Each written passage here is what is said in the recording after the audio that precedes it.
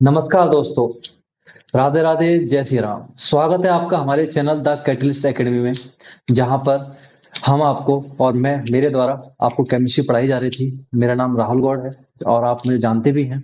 और आप ये भी नोटिस कर रहे होंगे कि कुछ दिन से वीडियो बंद हो चुकी थी। वो हमारे कुछ पर्सनल इश्यूज थे, उसकी वजह से हम वीडियो नहीं डाल पाए थे। तो आप सबसे माफी मांगना चाहेंगे, लेकिन ऐसा आगे नहीं होने वाला है। आगे आपको टाइम टू टाइम वीडियो मिलती रहेंगी। और जैसा कि मैंने आपको लास्ट वीडियो में पढ़ाया था, मैं आपको स्टीरियोकेमिकल एस्पेक्ट्स के बारे में बता रहा था, जिसमें मैंने आपको ऑप्टिकल एक्टिविटी और प्लेन पोलराइज्ड लाइट के बारे में बताया था। यानी मैंने आपको दुर्बन गुणवत्ता के बारे में और समतल ध्रुवित प्रकाश के बारे में बताया था। ये दोनों बात अपन लास्ट वीडियो में कर चुके थे। उससे आगे की बात अपन आज आज की वीडियो में करने वाले हैं। आज अपन बात करने वाले हैं सेकंड पॉइंट, इसको अपन बात करते हैं। इसके लिए अपन कह सकते हैं कि अपन बात करेंगे आणविक असममितता की, एक अपन बात करेंगे कायरलिटी की, एक अपन यहाँ पे बात करने वाले हैं आणविक असममितता हो गया, कायरलिटी हो गया, ठीक है। और एक कायरल मॉलिक्यूल्स के बारे में अपन यहाँ पे बात करेंगे। और रश्मिकरण, हिंदी में इसको अपन बोलते हैं रश्मिकरण, रश्मिकरण के बारे में अपन यहाँ बात करेंगे, ठीक है। तो अपन किसके बारे में बात करेंगे? एसिमेट्रिकल मॉलिक्यूल्स के बारे में बात करेंगे, एक अपन कायरलिटी के बारे में बात करेंगे, और एक अपन रेसिमाइजेशन के बारे में यहाँ पे बात करेंगे, ठीक है। तो उनके बारे में बात करने से पहले कुछ बातें हैं जिनके बारे में हम बताते हैं। मैं आपको एक नाम बताना चाहूंगा, लुईस पास्चर, ठीक है। लुईस पास्चर जो है अपने एक साइंटिस्ट हैं, लुईस पास्चर। अब ये क्या कहते हैं? ये कहते हैं कि आपके पास क्या है? क्रिस्टल ऑफ कंपाउंड है।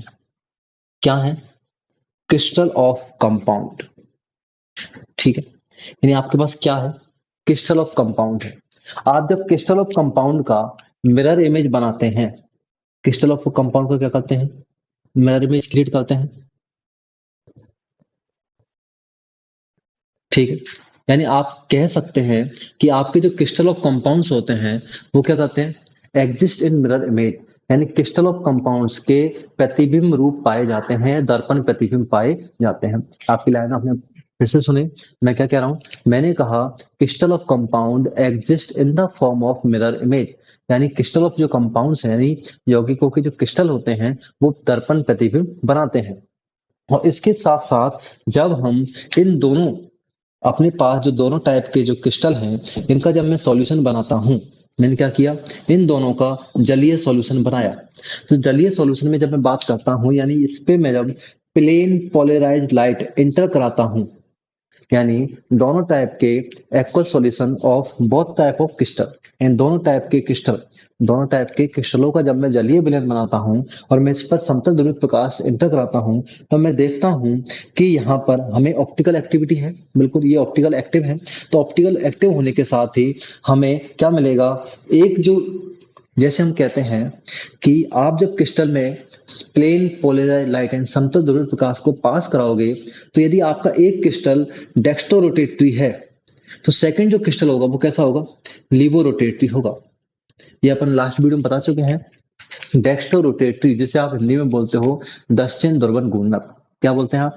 दक्षिण ध्रुवन घूर्णक। और दक्षिण ध्रुवन घूर्णक को अपन स्मॉल डी से रिप्रेजेंट करते हैं या फिर अपन प्लस से रिप्रेजेंट करते हैं, ये बात आप सब जानते हैं, ठीक है। और एक होता है अपना वाम ध्रुवन घूर्णक, जिसे अपन बोलते हैं लिबो रोटेटरी, जिसको अपन रिप्रेजेंट करते हैं एल से या फिर अपन प्रेजेंट करते हैं नेगेटिव चार्ज, नेगेटिव से, ठीक है। ये आप सब जानते हैं। तो लुई पास्चर जी क्या कहते हैं?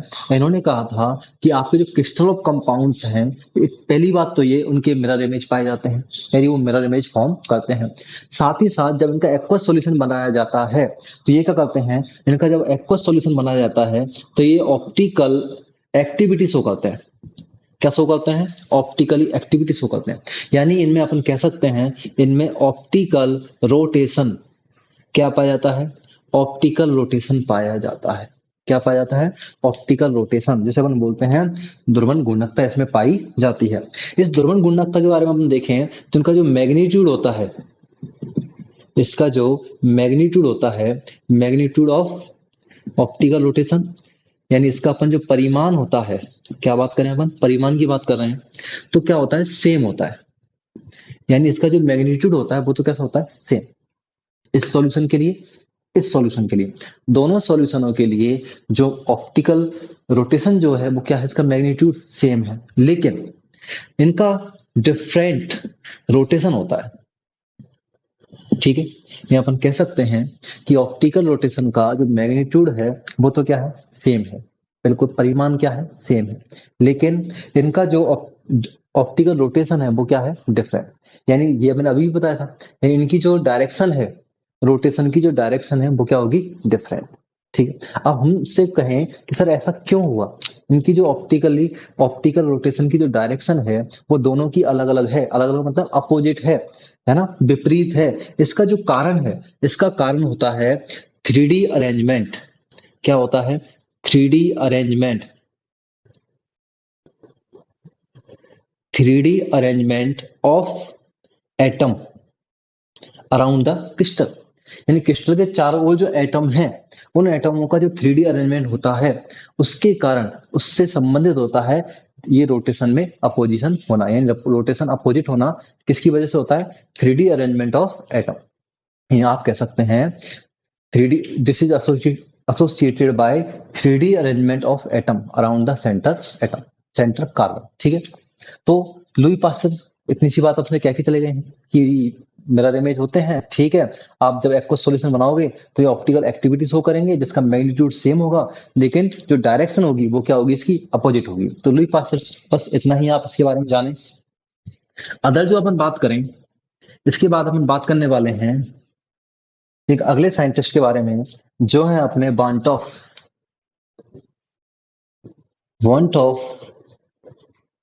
और लीबेल, ठीक है।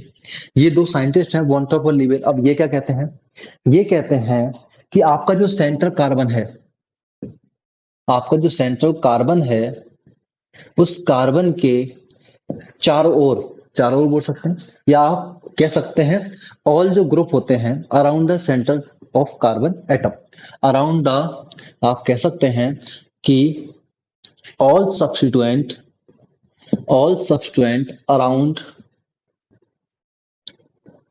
Around the central carbon, in central carbon के चारों ओर जो सभी ग्रुप होते हैं वो क्या होते हैं, यदि वो डिफरेंट हो, यदि वो डिफरेंट हो, तो जो ऐसा जो कार्बन होता है उस कार्बन को अपन बोलते हैं एसिमेट्रिकल कार्बन।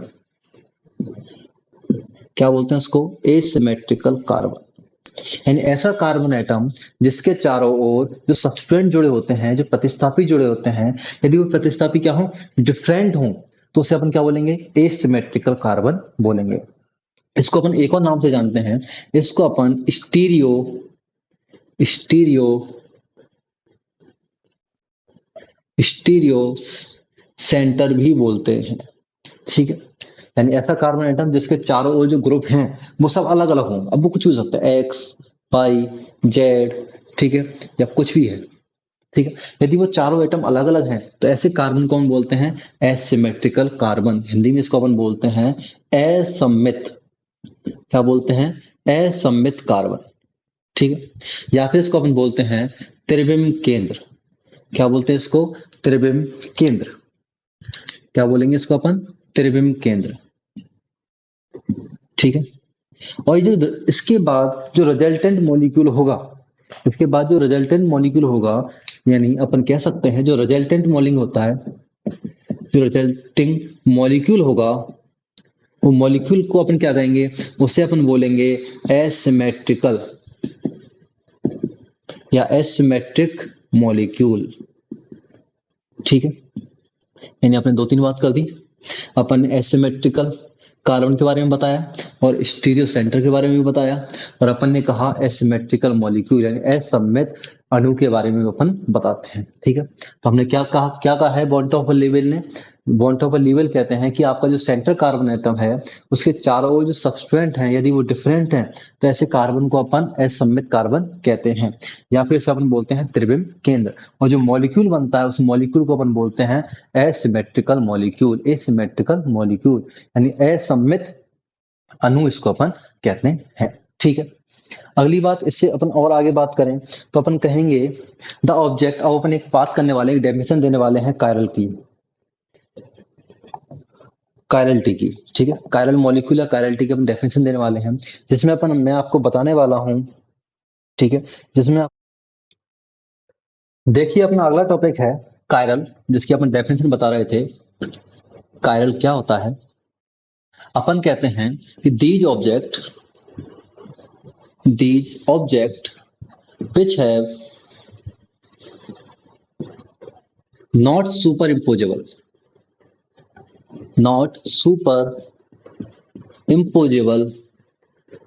mirror image। ठीक है, यानी ऐसे ऑब्जेक्ट जिनका क्या होता है, not super imposable mirror image होता है।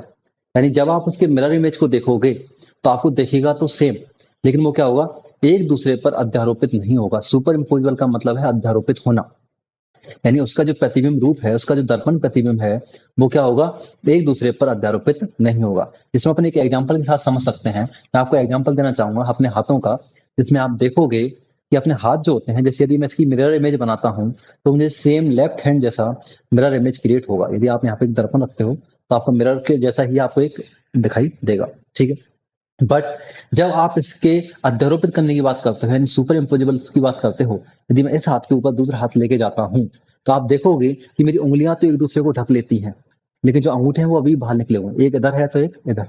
यानी ये क्या है, सुपर इम्पोजेबल नहीं है। तो ऐसे मॉलिक्यूल जो एक दूसरे के ऊपर सुपर इम्पोजेबल नहीं होते और मिरर इमेज होते हैं, मिरर इमेज होते हैं लेकिन सुपर इम्पोजेबल नहीं होते, उन्हें अपन क्या बोलते हैं, उन्हें अपन बोलते हैं कायरल।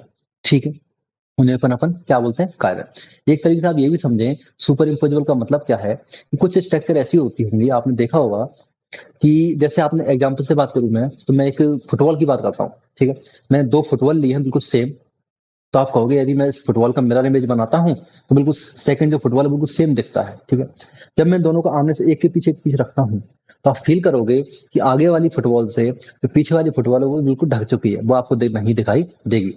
जैसे अब आप स्पेयर का एग्जांपल ले लो, आप क्यूब का एग्जांपल ले लो, आप कोन का एग्जांपल ले लो, है ना।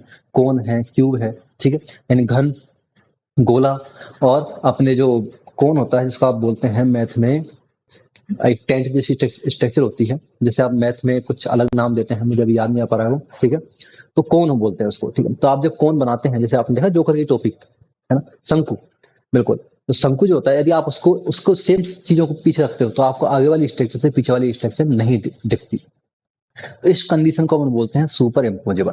ठीक है, लेकिन यदि आप दोनों स्ट्रक्चर आपको लगे तो मिरर इमेज, बिल्कुल, लेकिन यदि आप दोनों स्ट्रक्चर को आगे पीछे रखते हो और आगे वाली स्ट्रक्चर पीछे वाली स्ट्रक्चर को ढक नहीं पाती पूरी तरह, उसको हम बोलेंगे नॉट सुपर इम्पोजेबल या फिर नॉन सुपर इम्पोजेबल हो सकता है। तो जो कायरल मॉलिक्यूल होते हैं, कायरल के लिए अपन क्या कहेंगे, तो ऐसे ऑब्जेक्ट जो क्या होते हैं, not super imposable on their mirror image, यानी these objects which are not superimposable on their mirror image are called chiral। उन्हें अपन क्या कहेंगे, उन्हें अपन बोलते हैं कायरल। ठीक है, उन्हें अपन बोलते हैं कायरल, जिसको आप शो करते हो जब भी आप कोई भी स्ट्रक्चर बनाते हो। ठीक है, जब भी आप कोई स्ट्रक्चर बनाते हो तो उसके ऊपर स्टार लगा के आप शो करते हो कायरल को। ठीक है, पहली बात, कायरल मिरर इमेज है तो एसिमेट्रिकल भी होना चाहिए। ठीक है, जब आप कायरल की बात करते हो, कायरल के केस में ये जो फिनोमिना होता है या फिर जो प्रॉपर्टी होती है, कायरल मॉलिक्यूल की जो पूरी अपनी प्रॉपर्टी पड़ी, इस प्रॉपर्टी को अपन बोलते हैं कायरलिटी। ठीक है, हिंदी में भी ये कायरल ही होता है और ये कायरलता होता है। ठीक है, तो हिंदी और इंग्लिश सेम है, तो आप कह सकते हैं ऐसी वस्तुएं जो अपने प्रतिबिंब रूपी अपने दर्पण प्रतिबिंब पर आरोपित नहीं होती, उन्हें अपन कायरल कहते हैं और इस गुण को कायरलता कहा जाता है। ठीक है, अब मैं यदि मैं इसी के दौरान आपको एक ऐसा सममित कार्बन ले आऊं, सममित मतलब, असममित का मतलब था कि कार्बन जिसके पास चारों जो एटम है वो डिफरेंट है, उसे आप बोलते थे असममित। और सम्मित का मतलब यानी डिफरेंट नहीं हो। यदि आप सम्मित के केस में देखें तो सम्मित के केस में आप देखोगे कि सम्मित जो मॉलिक्यूल होते हैं वो क्या होते हैं, सुपर इम्पोजेबल होते हैं, उन्हें अपन बोलते हैं एक कायरल। ठीक है, एक कायरल कैसे, एक पहली बात तो सिमेट्रिकल होते हैं, यानी सम्मित होते हैं, कैसे होते हैं, सम्मित होते हैं, और साथ ही साथ ये सुपर इम्पोजेबल होते हैं। क्या होते हैं, सुपर इम्पोजेबल होते हैं, यानी ये एक दूसरे को अध्यारोपित करते हैं। ठीक है, यानी ये सम्मित भी होते हैं और सुपर इम्पोजेबल भी होते हैं। तो ऐसे मॉलिक्यूल को अपन क्या बोलते हैं, ए कायरल कहते हैं। यदि नॉट सुपर इम्पोजेबल हो तो उसे अपन क्या बोलेंगे, उसे अपन कायरल कहते हैं। अब इसका मतलब क्या है, ये आप देखें कि जो कायरल मॉलिक्यूल होते हैं ये ऑप्टिकल एक्टिविटी शो करते हैं, ऑप्टिकल एक्टिविटी शो करते हैं। इसका मतलब क्या है, इसका मतलब ये है कि आपके जो कायरल मॉलिक्यूल पर जब आप प्लेन पोलराइज्ड लाइट समतल ध्रुवित प्रकाश को गुजारोगे तो उसमें क्या होगा, उसमें रोटेशन दिखाई देगा। लेकिन जो एक कायरल मॉलिक्यूल होते हैं ये ऑप्टिकली इनएक्टिव होते हैं, यानी इसमें से जब आप लाइट प्रोवाइड पास कराओगे तो वो क्या होगी, सीधी निकल जाएगी, किसी भी प्रकार का आपको रोटेशन दिखाई नहीं देगा। जैसे मैं एग्जांपल से आपको दिखाना चाहता हूँ कि मैं के लिए एग्जांपल दिखाता हूँ। जैसे मैं सम्मित के लिए तो मैं क्या करता हूँ, मैं कार्बन लेता हूँ जिसमें मैं जोड़ता हूँ 4 हाइड्रोजन, ठीक है। मैं दूसरा कार्बन लेता हूँ जिसमें मैंने जोड़ दिया है CH3 H C2H5 या Cl। तो आप देखोगे कि आप इस केस में देखते हो कि इस केस में क्या है, इसके चारों जो एटम है वो सेम है। अब ये एक भी हो सकता है, दो भी हो सकते हैं, ठीक है, दो भी हो सकते हैं, तीन भी हो सकते हैं। तो इस प्रकार के जो एटम है, इस प्रकार का जो कार्बन है, इसको अपन क्या बोलेंगे, एक कायरल। क्या बोलेंगे, क्या बोलने वाले इसको अपन, ए कायरल बोलने वाले हैं, या फिर अपन सिमेट्रिकल कार्बन बोलेंगे इसको, ठीक है। ऐसा एटम जिसके चारों एटम बिल्कुल डिफरेंट है, देखो मिथाइल, इथाइल, क्लोरीन, हाइड्रोजन, चारों एटम डिफरेंट है, इसको अपन बोलते हैं एसिमेट्रिकल। कैसा हो गया ये, एसिमेट्रिकल कार्बन हो गया। एसिमेट्रिकल कार्बन यानी इसको हम क्या बोलेंगे, ये कायरल है। इसको अपन किससे रिप्रेजेंट करते हैं, इसके ऊपर आप स्टार लगा दें, कायरलिटी का जो साइन होता है वो स्टार से अपन रिप्रेजेंट करते हैं। इस प्रकार से आप कायरल और एक कायरल में डिफरेंस कर सकते हैं, ठीक है। अब ये कहाँ काम आने वाला है, ये आपके काम आने वाला है कि आप अपनी नोटबुक उठाइए, एनसीईआरटी उठाना, ठीक है। एनसीईआरटी उठाने के साथ ही आपके किताब में जब ये टॉपिक खत्म हो रहा होगा तो इस टॉपिक के नीचे कुछ क्वेश्चन है, उसमें लिख रहा है कि आप पहचाने कि ये मॉलिक्यूल कायरल है या नहीं, ठीक है। तो आपको बस ये देखना है कि मॉलिक्यूल कायरल है या नहीं, ठीक है। तो उसमें करना क्या है आपको, बस आपको एक काम करना है कि जिसमें चारों एटम डिफरेंट है वो तो कायरल है, बाकी यदि दो सेम आ जाए तो आप क्या कहोगे, ये अकायरल, ठीक है। तो आप इस प्रकार से अपने क्वेश्चनों को कर सकते हो। ये बोर्ड में आए हुए क्वेश्चन है कायरलता का, ठीक है। बोर्ड में कायरल की डेफिनेशन आ चुकी है, एक नंबर में पूछ चुका है, या फिर आपके सामने एग्जांपल दे देगा उससे वो पूछ लेगा, ठीक है। तो ये बोर्ड का आया हुआ क्वेश्चन है, तो आप इसको डेफिनेशन को भी पढ़ें और इसके एग्जांपल भी करें, ठीक है। वो आप घर पे आके फिर से प्रैक्टिस करें, एनसीईआरटी आप खोल के देखें, ठीक है। देखो इसके बाद हम अगले टॉपिक की बात करते हैं। जैसे मैं कुछ एग्जांपल से आपको समझाना चाहूंगा। देखिए कैसे ये ओवरलैप नहीं होते हैं।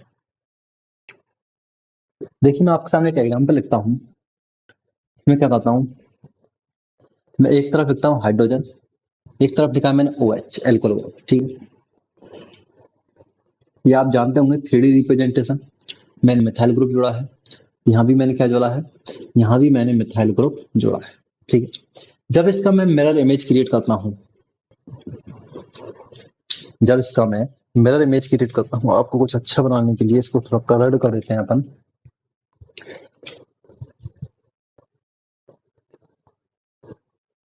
आप सब जानते होंगे ये बेल्डेस स्ट्रक्चर है, जिसमें ये वाली स्ट्रक्चर का मतलब है आपके सामने है ये, ठीक है।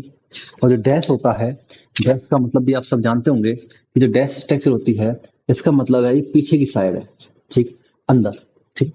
तो आप देख सकते हैं जो दो लाइनें बनी है इसका मतलब तो ये प्लेन में है, प्लेन में।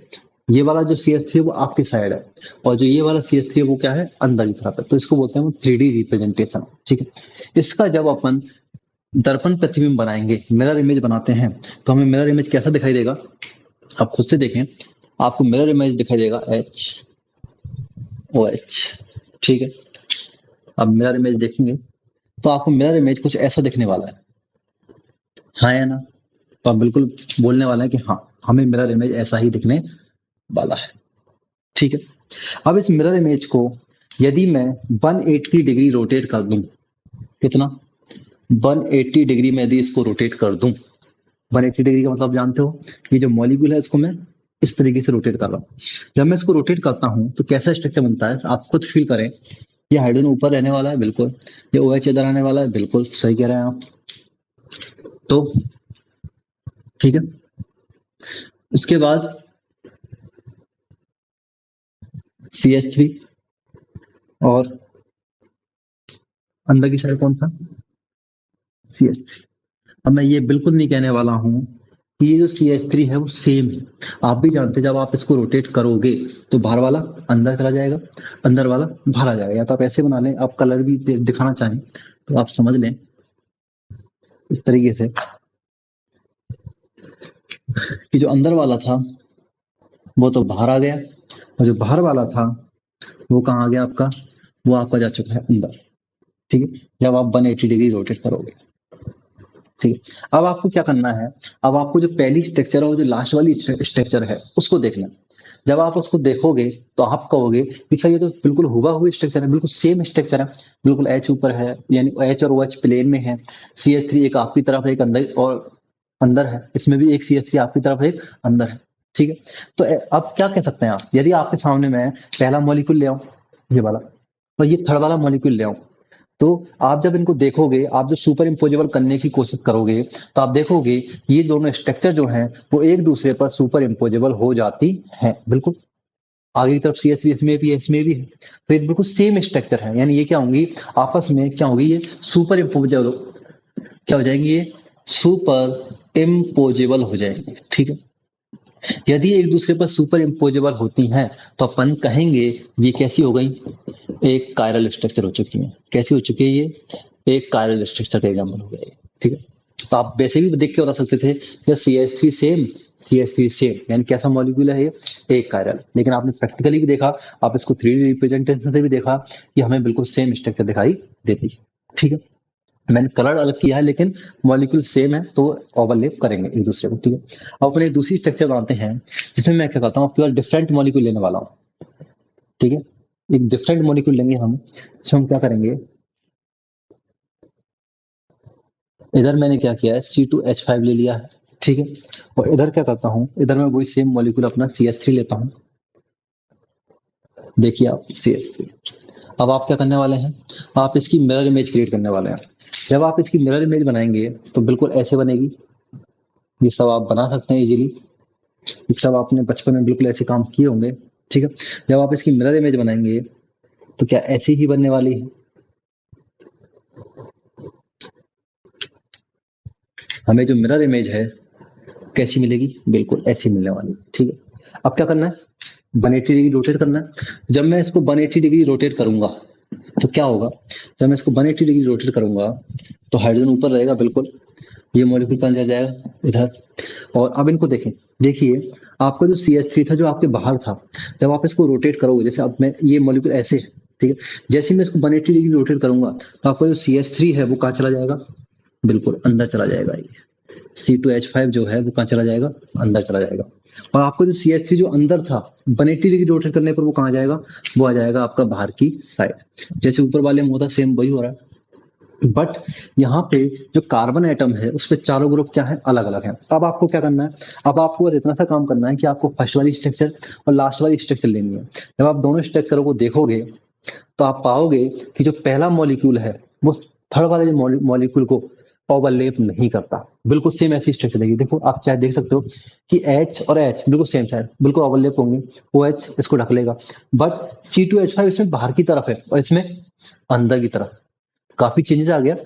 और हमने कायरल में यही पढ़ा था कि कायरल क्या होते हैं, क्या होते हैं, सुपर नॉट सुपर इम्पोजेबल होते हैं। ठीक है, क्या होते हैं, नॉट सुपर इम्पोजेबल होते हैं,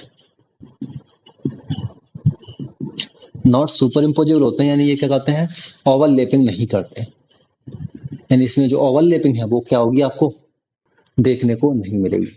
इस प्रकार से आप कायरल और कायरल का 3D रिप्रेजेंटेशन भी देख सकते हैं। आपको करना क्या है, आपको कुछ नहीं करना, आपको तो केवल मॉलिक्यूल देखना है और मॉलिक्यूल को देखते ही आप बता सकते हो कि कायरल है या नहीं अकायरल है। लेकिन हमने क्या किया है, हमने 3D रिप्रेजेंटेशन क्रिएट करने की कोशिश की है, तो हमने प्रतिबिंब रूप बनाया, फिर उसको 180 डिग्री घुमाया, तो हमने देखा ये वाला केस तो सुपर इम्पोजेबल है। इस केसेस के बेसिस पे हमने बोला ये क्या है, ए कायरल है। ये क्या था, ये सुपर इम्पोजेबल नहीं था, इसको हमने बोला कायरल। तो आप इस प्रकार से एक कायरल और कायरल का 3D रिप्रेजेंटेशन भी देख सकते हैं, जो आप आराम से देख पा रहे होंगे कि जो ये है वो ओवरलैप नहीं कर रहे हैं। ठीक है, अब एक चीज आपको मैं बताना चाहूंगा कि यहाँ पे ये जो मिरर इमेज बन रहे थे, ये जो मिरर इमेज होते हैं इनको अपन बोलते हैं एनेंसोमर। इनके लिए एक नाम आता है एनेंसोमर। ठीक है। एनेंसोमर, हिंदी में इसको अपन बोलते हैं प्रतिबिंब रूप। क्या बोलते हैं इसको हिंदी में? प्रतिबिंब रूप। अब इसकी क्या डेफिनेशन होने वाली है? एनेंसोमर की डेफिनेशन होने वाली है कि आप कहेंगे stereo isomer, stereo isomer which are not superimposable, which are not superimposable, which are not superimposable are called enantiomer।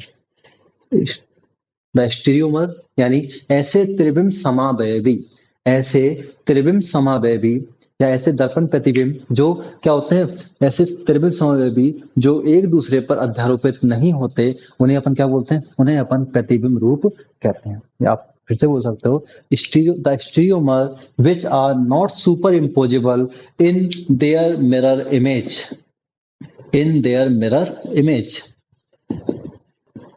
यानी ऐसे त्रिबिंब समावयवी जो अपने दर्पण प्रतिबिंब पर अध्यारोपित नहीं होते, उन्हें प्रतिबिंब रूप कहा जाता है। इस प्रकार से आप एनेंसोमर की डेफिनेशन भी दे सकते हैं। ठीक है, तो एनेंसोमर की डेफिनेशन भी अपने सामने आ चुकी है। ठीक है, इसके बाद एक अपना नया टॉपिक है जिसको अपन बोलते हैं रेसिमिक मिक्सचर। ठीक है, तो एनेंसोमर से कनेक्ट करेंगे। आपको क्या करना है, जैसे करना क्या है आपको, बस इतना सा करना है।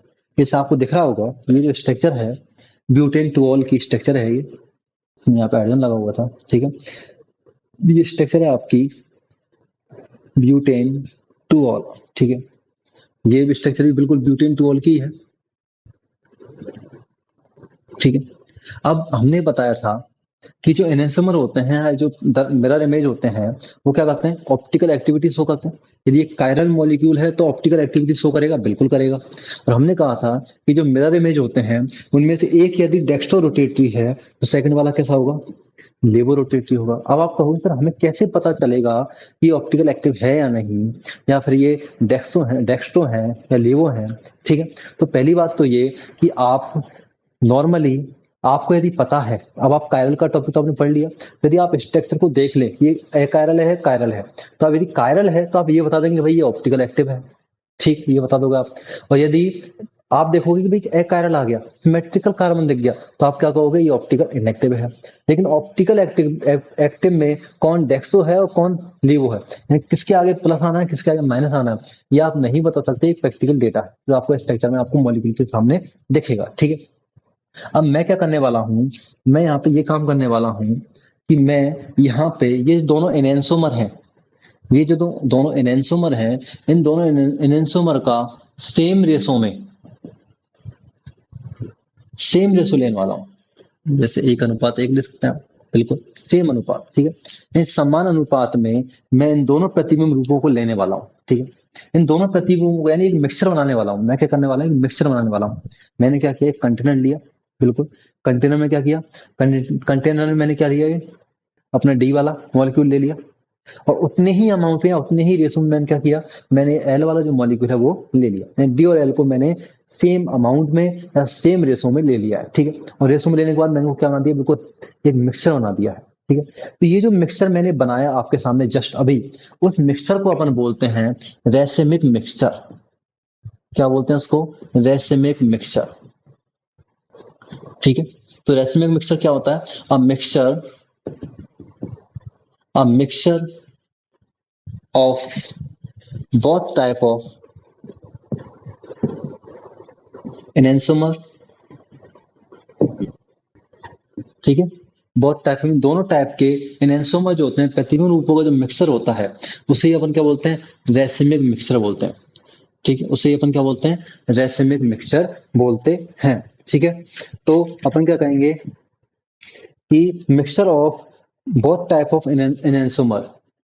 ठीक है, अब mixture of both type of enantiomer in same ratio, ये भी आप यहाँ मेंशन करें, in same ratio are called racemic mixture. ठीक है, तो आपसे रेसिमिक मिक्सचर की डेफिनेशन आप यहाँ से दे दोगे कि रेसिमिक मिक्सचर, हिंदी में भी रेसिमिक मिक्सचर ही होता है। ठीक है, ये आपसे कहें हिंदी में क्या नाम होगा इसका, तो हिंदी में भी इसको अपन रेसिमिक मिश्रण ही बोलने वाले हैं।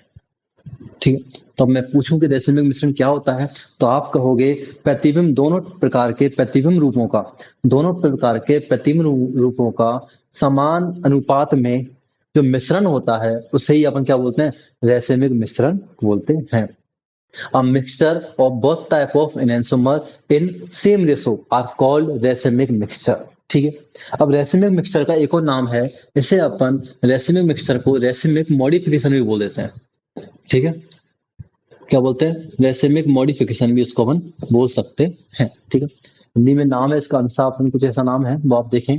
ठीक है, आपको तो रैसिमिक मिक्सचर का पता होना चाहिए, तो रैसिमिक मिक्सचर क्या होता है ये आपने समझा। ठीक है, सबसे बड़ी बात फिर अपन बात करें, ये जो प्रोसेस होती है, ये जो प्रोसेस होती है, प्रोसेस टू कन्वर्ट या प्रोसेस टू कन्वर्ट रैसिमिक मिक्सचर। ठीक है, यानी आप जो रैसिमिक मिक्सचर बना रहे हैं, ये जो आप रैसिमिक मिक्सचर बना रहे हैं, इस रैसिमिक मिक्सचर को बनाने की जो प्रोसेस होती है उसे अपन बोलते हैं racemization, the process of conversion of enantiomer into racemic mixture. क्या बोलेंगे अपन, the process of conversion, the process of conversion of enantiomer into mixture, into racemic mixture. यानी ये जो प्रोसेस होती है इनएंसोमरों को, जो आपके प्रतिबिंब रूप है उसको रैसिमिक मिक्सचर में बनाने का या परिवर्तन करने का जो प्रक्रम होता है उसे अपन बोलते हैं, उसे अपन बोलते हैं रेसिमाइजेशन। क्या बोलते हैं उसको, रेसिमाइजेशन बोलते हैं। हिंदी में इसको अपन रेसिमीकरण भी कहते हैं। क्या बोलते हैं इसको, रेसिमीकरण। ठीक है, क्या ये बात समझ में आई? फिर से देखने के बाद मैंने क्या समझाया, मैंने आपको बताया कि जो अपने दर्पण प्रतिबिंब होते हैं, जो मिरर इमेज होते हैं, उन्हें अपन क्या बोलते हैं, उन्हें अपन इनएंसोमर बोलते हैं, प्रतिबिंब रूप कहते हैं। इसकी मैंने डेफिनेशन दी, मैंने बताया the stereoisomer which are not superimposable in their mirror image, यानी ऐसे त्रिबिंब समावेशी जो एक दूसरे के ऊपर अध्यारोपित नहीं होते उन्हें अपन प्रतिबिंब रूप कहते हैं।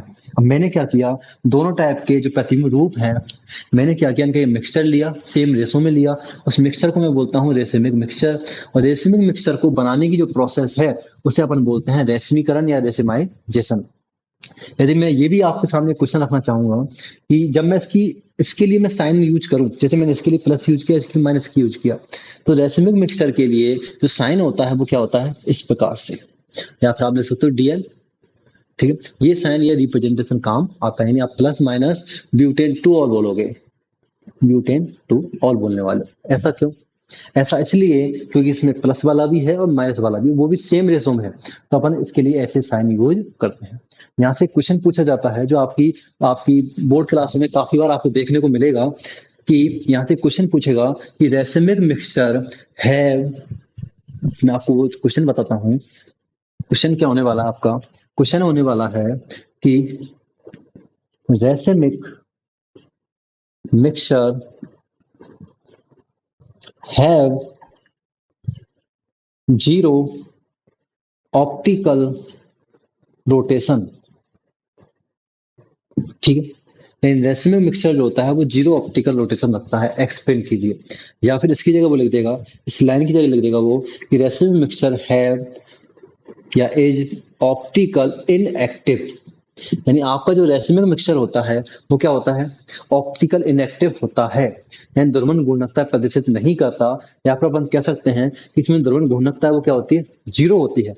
इसका क्या आप आंसर दोगे, ठीक है, तो आप आंसर क्या देने वाले हैं इसका, कि हम कहेंगे, हमारा आंसर क्या होने वाला है, हम कहेंगे कि जो रेसिमिक मिक्सचर है वो क्या करता है, containing both type of एनेंसोमर,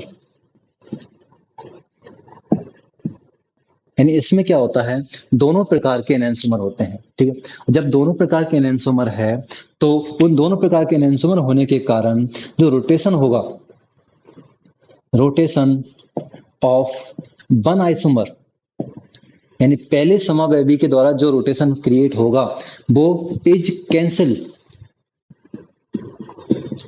cancelled bye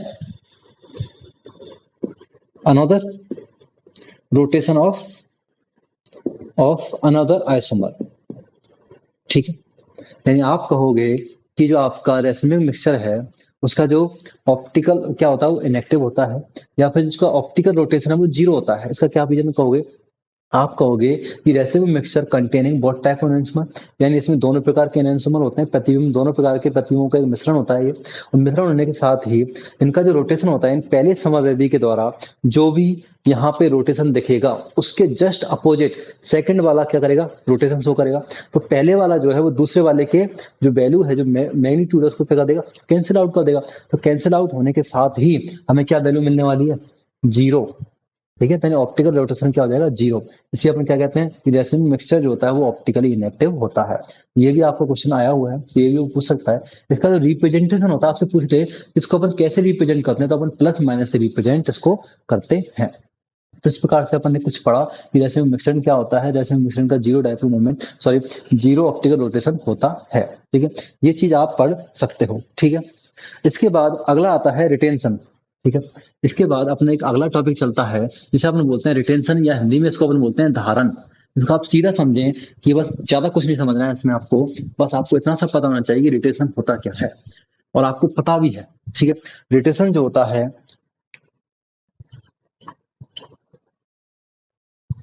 retention क्या होता है जिसको अपन बोलते हैं धारण। क्या होता है ये धारण? अपन कहते हैं कि आपके सामने ऐसे मॉलिक्यूल हैं, यानी एक केमिकल रिएक्शन है जिसमें आप प्रोडक्ट से रिएक्टेंट बनाते हो। A chemical reaction in which react sorry a chemical reaction in which reactant converted to product. एक ऐसी रासायनिक अभिक्रिया जिसमें आपका अभिकारक उत्पाद में परिवर्तित होता है, और परिवर्तन के साथ ही हमें क्या मिलता है? Same relative configuration. क्या मिलता है आपको?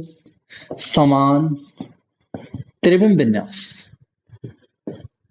ठीक है, यानी जब रासायनिक अभिक्रिया में रिएक्टेंट से प्रोडक्ट बनता है तो उसका जो कॉन्फ़िगरेशन है, यानी उसका जो विन्यास है, यदि उसमें किसी भी प्रकार का आपको अंतर दिखाई नहीं दे, बिल्कुल सेम मॉलिक्यूल आपको दिखाई दे, तो उसे आप क्या बोलोगे? रिटेंशन यानी धारण करना कहते हैं। जैसे मैं आपके सामने एक स्टेज बना दूं, ये एक्स, ये बाई, ये जेड, ये कोई ए नाम से। ठीक है, तो जैसे यहाँ पे रिएक्शन होती है, जैसे बाई रिप्लेस हुआ किसी अदर मॉलिक्यूल बी से, तो रिप्लेस होने के साथ ही, ठीक है, तो रिप्लेस होने के साथ ही एक्स जेड ए यहाँ पे आ गया बी।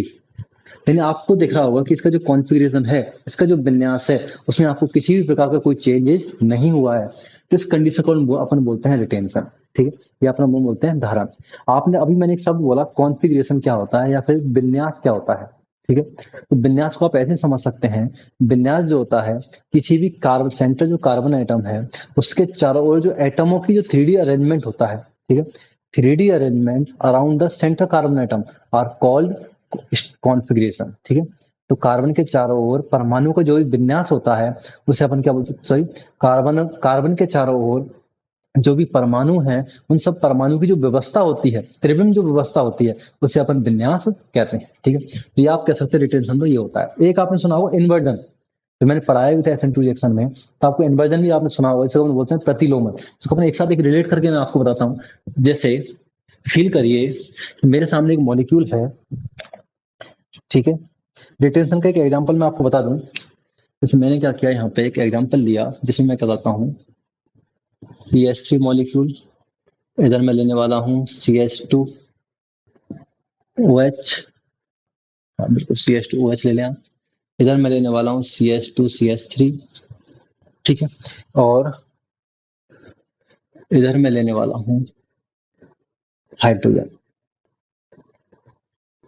ठीक है, तो मैंने क्या लिया, एक एग्जांपल लिया। ठीक है, इसकी रिएक्शन जब मैं HCl से कराता हूँ, मैंने HCl के साथ इसको हीट कराया। ठीक है, तो जैसे ही मैं हीट कराऊंगा तो आप सब जानते हैं ये न्यूक्लियोफिलिक आपने पढ़ा होगा प्रिपरेशन में भी, ये हेलो एल्केन की प्रिपरेशन में भी आपने पढ़ा होगा।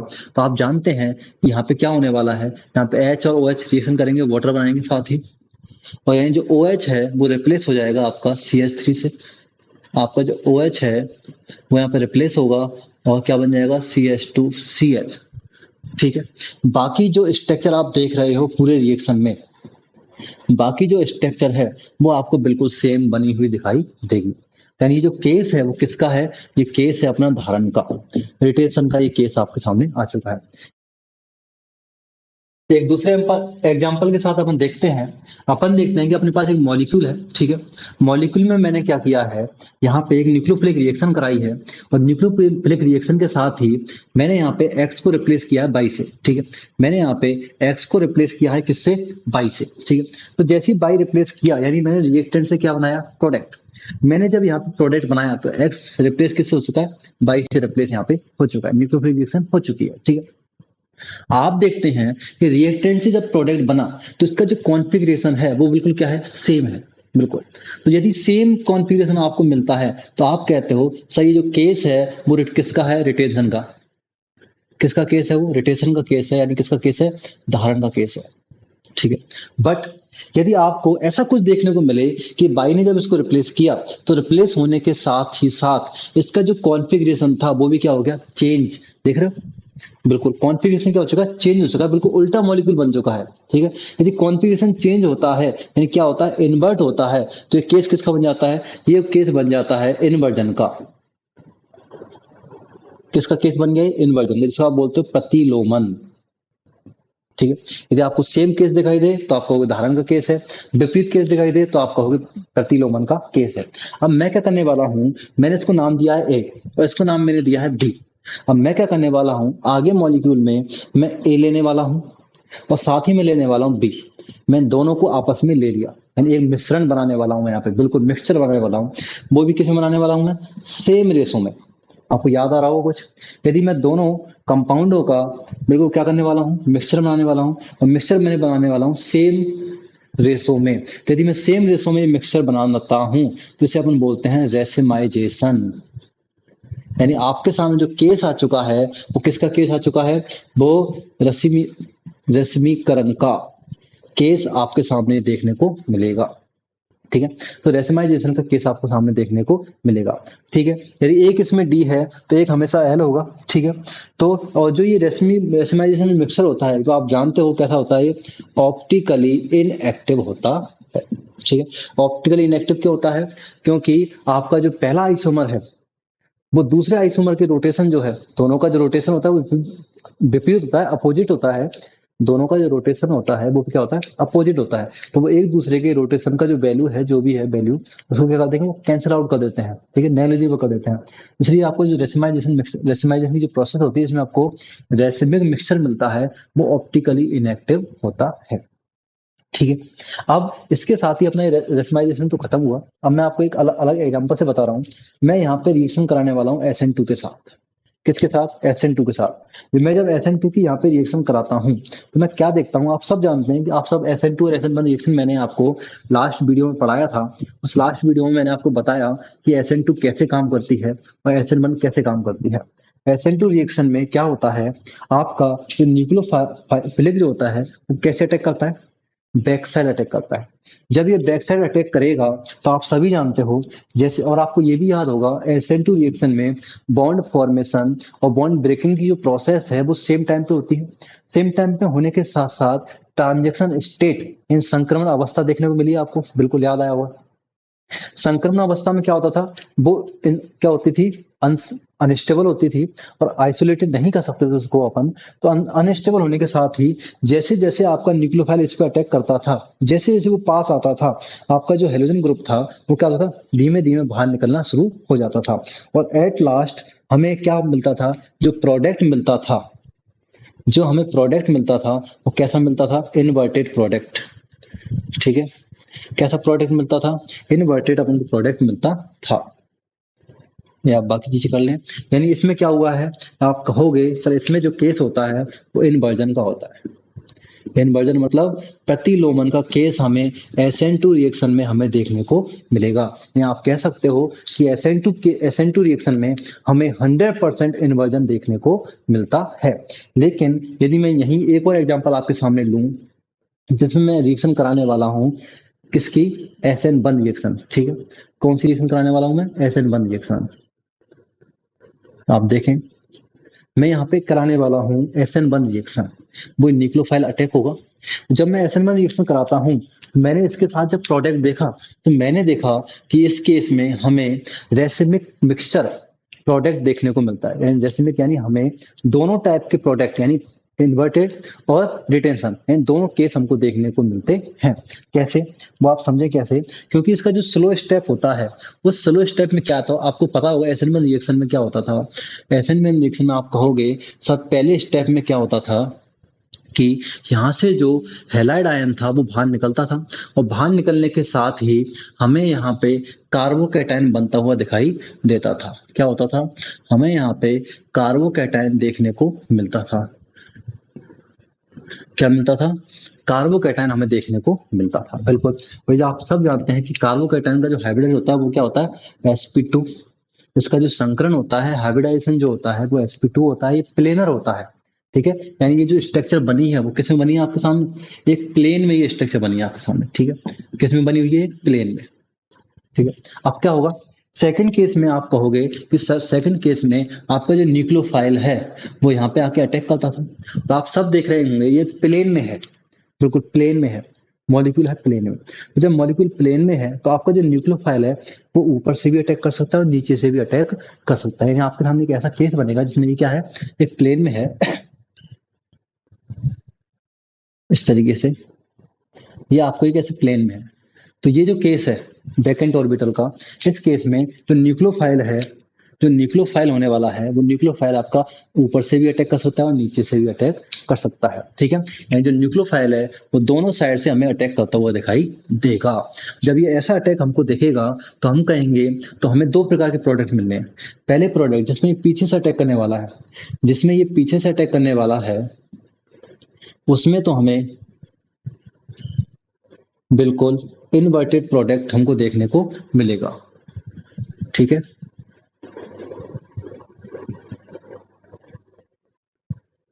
कैसा प्रोडक्ट मिल रहा है, बिल्कुल प्रतिलोमन का केस हमको देखने को मिलता है। यानी हमें क्या दिखता है, इनवर्जन, हमें इनवर्जन देखने को मिलता है, प्रतिलोमन दिखाई देता है। जब ये अटैक करता है फ्रंट से, जब ये फ्रंट से अटैक करेगा तो हमें जो प्रोडक्ट है वो बिल्कुल जैसा पहले था उसी के जैसा, यानी उसका जो कॉन्फ़िगरेशन है वो हमें सेम दिखाई देगा। यानी हमें केस यहाँ पे मिल रहा है रिटेंशन का। ठीक है, यानी हमें धारण और प्रतिलोमन दोनों के केस मिलते हैं, और वो भी क्या मिलते हैं, सेम रेटों में, 50-50% चांस।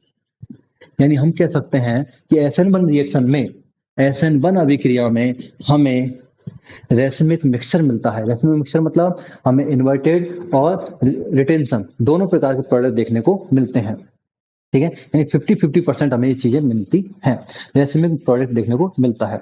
लेकिन SN2 जो रिएक्शन होती है, उस SN2 रिएक्शन में हमें केवल 100% इन्वर्जन प्रोडक्ट देखने को मिलता है। SN1 रिएक्शन में हमें क्या होता है, 100% इन्वर्जन प्रोडक्ट देखने को मिलता है। हमें रेसिमिक मिक्सचर तो SN1 में मिलता है। तो आप इस तरीके से आप समझ सकते हैं, जैसा आपने बताया, हमने कहा कि रिटेंशन में क्या होता है, जहां से आपका निकला है लिविंग ग्रुप, जहां से निकला है वहीं आपका न्यूक्लियोफाइल जुड़ेगा। रिटेंशन, यदि वो अपोजिट साइड जुड़े तो प्रतिलोमन हो गया, इन्वर्ट हो गया प्रोडक्ट।